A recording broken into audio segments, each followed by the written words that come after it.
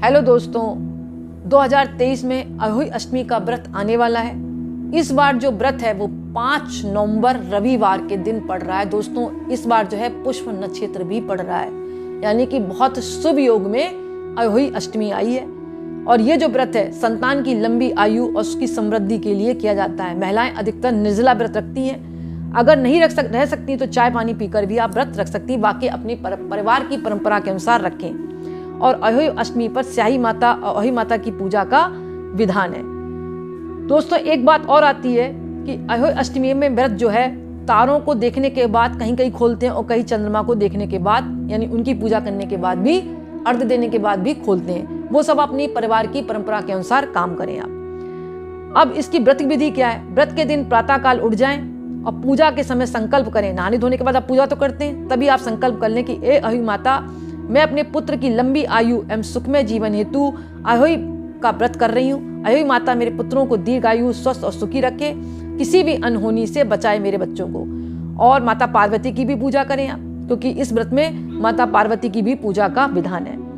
और दोस्तों अहोई माता की पूजा के लिए गेरू से दीवार पर अहोई माता का चित्र बनाया जाता है और साथ ही स्याहू और उसके 7 पुत्रों का भी चित्र बनाया जाता है।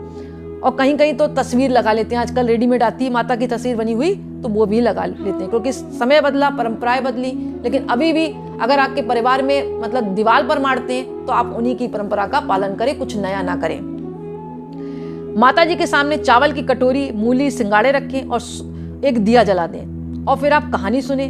जब कहानी सुन रहे हैं तो हाथ में चावल ले लें, और कहानी जब तक सुन रहे हैं तो चावल लें और साड़ी के पल्ले में या सूट पहना है तो उसकी चुन्नी में आप बांध लें। और करवे में भी पानी आप रख सकते हैं लोटे के साथ साथ। ये तो रखना ही आपको, क्योंकि करवे की भी पूजा उस दिन होती है। और दोस्तों एक बात और आती है कि इसमें क्या किया जाता है, जब 8 पूड़ियों का भोग लगाया जाता है। जैसे कि मैंने पहले ही बता दिया, अपने परिवार की परंपराओं के अनुसार काम करना है आपको, नया कुछ भी नहीं करना। कहीं कहीं 14 पूड़ी और 8 पुओं का भोग लगाया जाता है, कहीं कहीं 8 पुओं का भी भोग लगाया जाता है और उस पर दक्षिणा रखी जाती है। और 14 पूड़ी या मठरी या काजू भी कहीं कहीं रखते हैं। कहने का मतलब है अपने घर की परंपरा के अनुसार आपको करना है। आप पूरी रखें या पुए रखें या दोनों रखें, वो अपने घर की परंपरा के अनुसार करें, ये आपका मत है। एक बात और आती है कि इसमें चांदी के अहोई माता, जिसको स्याहू कहते हैं, इस स्याहू की पूजा रोली, अक्षत, दूध और भात से की जाती है। पूजा चाहे आप जिस विधि से कर रहे हैं, दोनों की पूजा में एक कलश जल भरकर जरूर रखना है या करवा भरकर जरूर रखना है। करवा मतलब एक मटकी सी आती, छोटी सी, मतलब वो अहोई माता की पूजा के लिए आती, बड़ा सा छोटा सा मटका होता है, उसमें लोग जल भरकर रखते हैं और शाम के समय कथा सुनते हैं। और मतलब इसी से ही मतलब आप तारों को अर्घ दे सकते हैं और चंद्रमा को भी अर्घ दे सकते हैं। और जब पूजा आपकी पूरी हो जाए शाम के समय, तो अपनी सास के पैर छुएं और सास के पैर छूने के बाद उनका आशीर्वाद लेंगे। अगर सास नहीं है तो जिठानी के पैर छूकर उनका आशीर्वाद ले लें। जिठानी भी कहीं नहीं है, बाहर रहते हो, आजकल अकेली फैमिली है, तो आप किसी सुहागिन महिला जिसके बच्चे हों उसके मतलब पैर स्पर्श करके, चरण स्पर्श करके आप उनका आशीर्वाद भी ले सकते हैं। और कुछ दक्षिणा दें और दक्षिणा के साथ उनको भी कुछ मीठा खिला दें।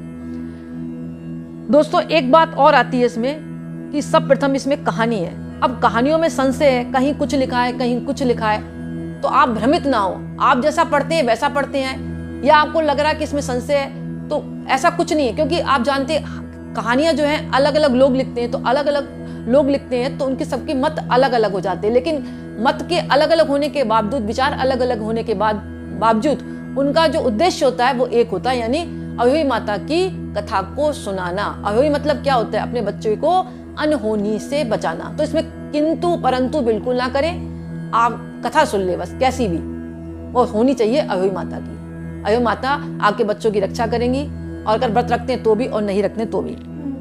प्राचीन काल में एक साहूकार था जिसके 7 बेटे और 7 बहुएं थी। इस साहूकार की बेटी भी थी जो दिवाली में ससुराल से मायके आई थी। दिवाली पर घर को लीपने के लिए 7 बहुएं मिट्टी लाने जंगल में गई तो नंद भी उनके साथ गई। साहूकार की बेटी जहाँ मिट्टी काट रही थी उस स्थान पर स्याहू अपने 7 बेटों के साथ रहती थी।